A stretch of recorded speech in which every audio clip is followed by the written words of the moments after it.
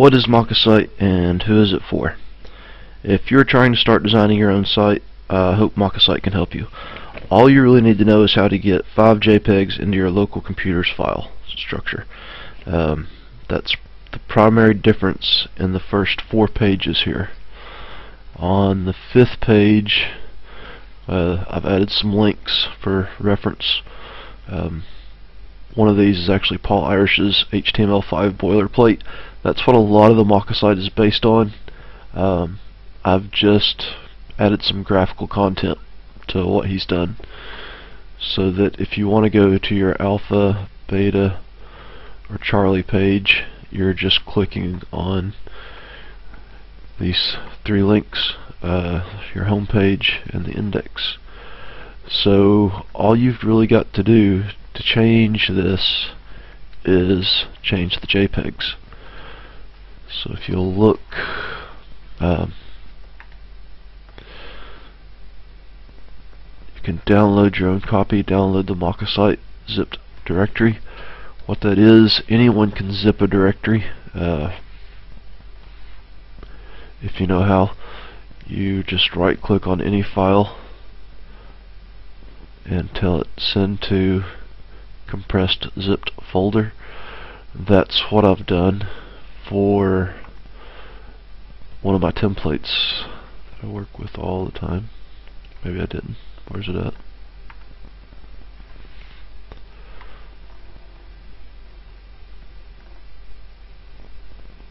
There it is. I've already moved it to the desktop, and I want to, okay, I zipped it, I put it up on the website for everyone to download. Now I've re-downloaded it to my desktop, so I'm not overwriting the templates. When you extract that, actually I'm just in it now, but you can see, let's go back to where, right click on it, extract all. It's going to ask you where you want to put it. It's just going to create a MockaSite directory wherever it happens to be at, and I've got the zipped file on my desktop, so I'm fine with that default. If you want to change it, that's your discretion. So we'll extract that. Shouldn't take too long. What else can I tell you while that's going on? So most people have a digital camera these days. Most of those digital cameras shoot in JPEGs.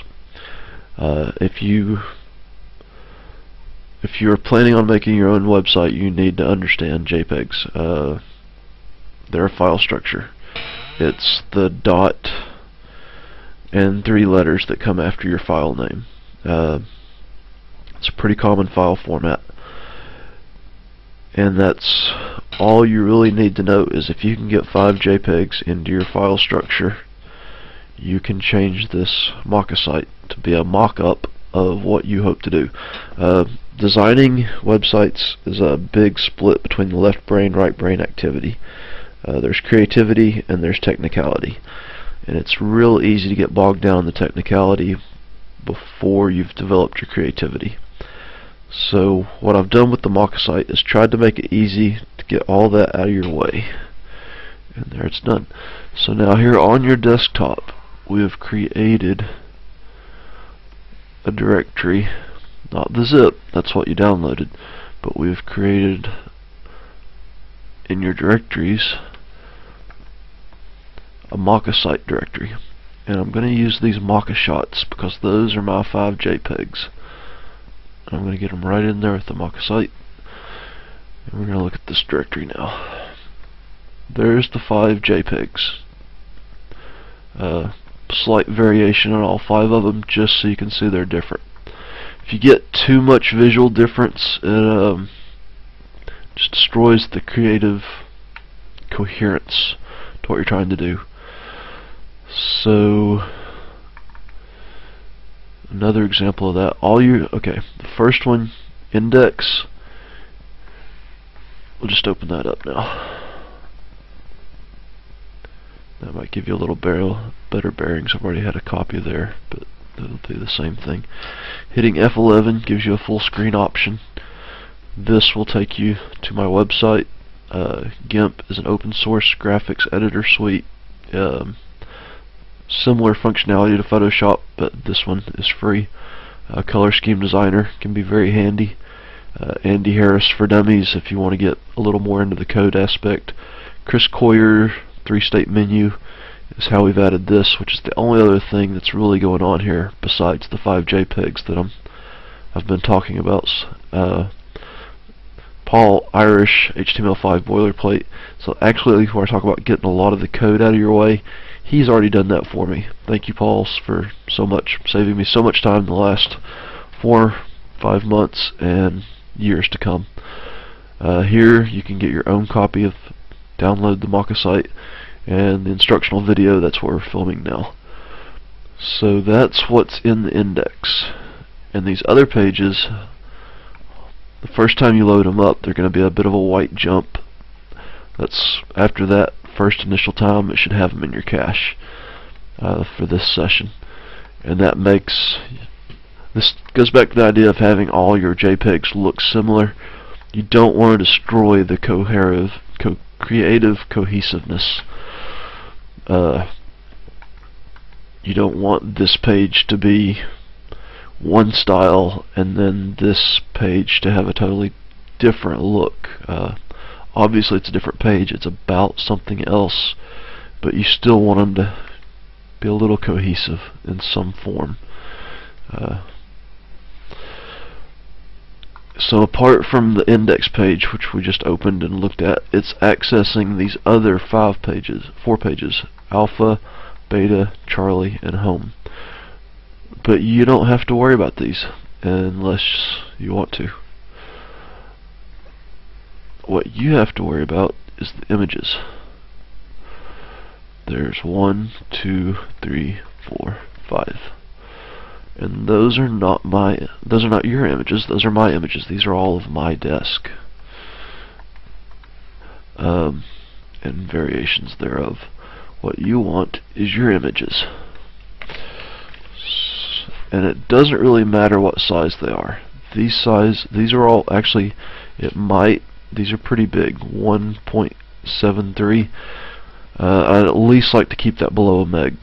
You never know what speed someone's looking at your website with. 1.73 megabytes to load a background is quite a bit, but it's because you've taken on a digital camera that's throwing out 4,000 by 2,500 megapixels, or pixels. Mega because there's thousands of pixels there. The size doesn't necessarily matter, but we will adjust for that before the end of the video. For now, we're just going to put these right in the MockaSite, all 5 of them, move them in there. Not just to the MockaSite, we'll go ahead and put them in the image.asp folder.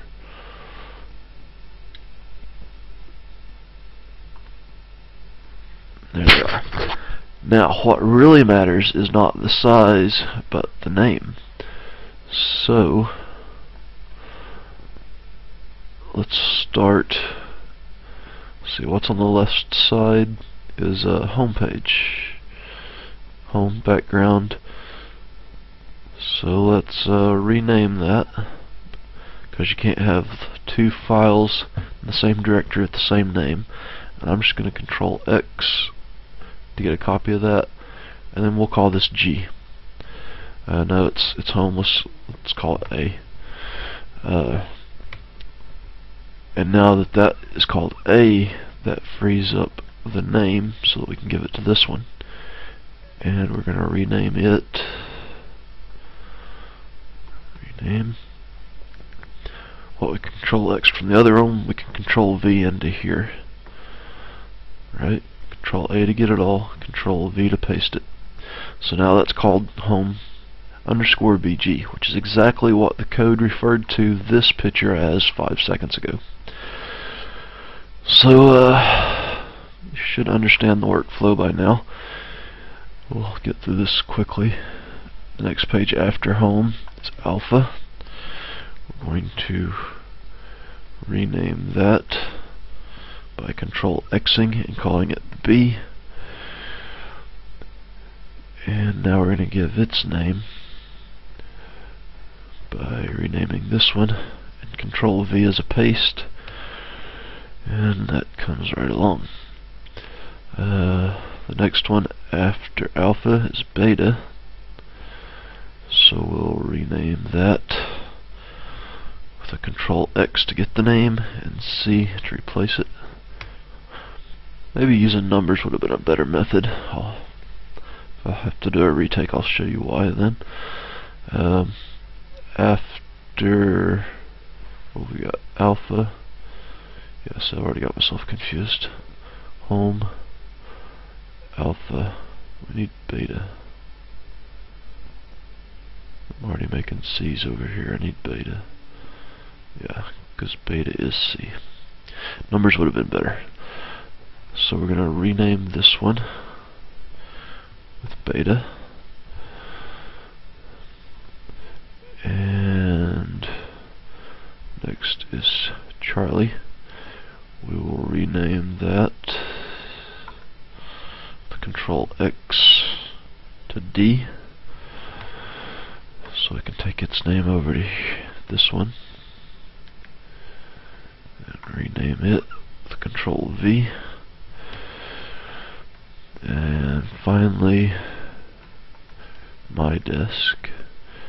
I'm going to rename the Control-X and E, so we can give this a rename of my desk. And the reason those names are important is because that's what the code is using the name of those JPEGs to fill in the background. So now that we've done that, we just come back to the MockaSite directory. We've just gone up one directory here, back to the index, which should call up, is it my desk, I believe,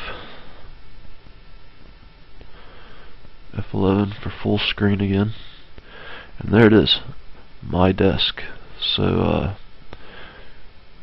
Charlie underscored background, so it takes longer to load because we've not changed the size of these. There's this beta underscore background, loaded large image for us.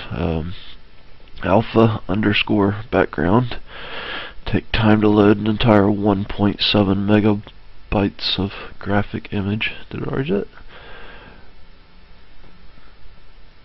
No, it's still loading alpha. But after it loads it in that first time, maybe not. Maybe we're just overtaxing the RAM or it decided to ditch them. And people on the internet probably won't bear with you that long. So it's real important to minimize the size of your backgrounds. And I should probably do that before you go through and rebuild your file structure, or at least test it. You can build the file structure. You can reconstruct the file structure, but don't expect to get a fast test or fast preview until you have made these. I could probably edit this out, but it's a good thing. It's a good concept to get your head around. These graphics will redraw slowly if they're too large. I try and keep mine under at least a meg. The other thing I could show you, and I'll probably put it in a separate video just to splice up your time, is this rollover menu. That's what Chris Coyier, 3-state menu, his link really goes in depth of that. I'm just going to show you how to change what's in the template. Instructional video, that's what we're doing now. You can download your own copy. It's all based on the work of Paul Irish, Chris Coyier, and Chris Coyier's extension.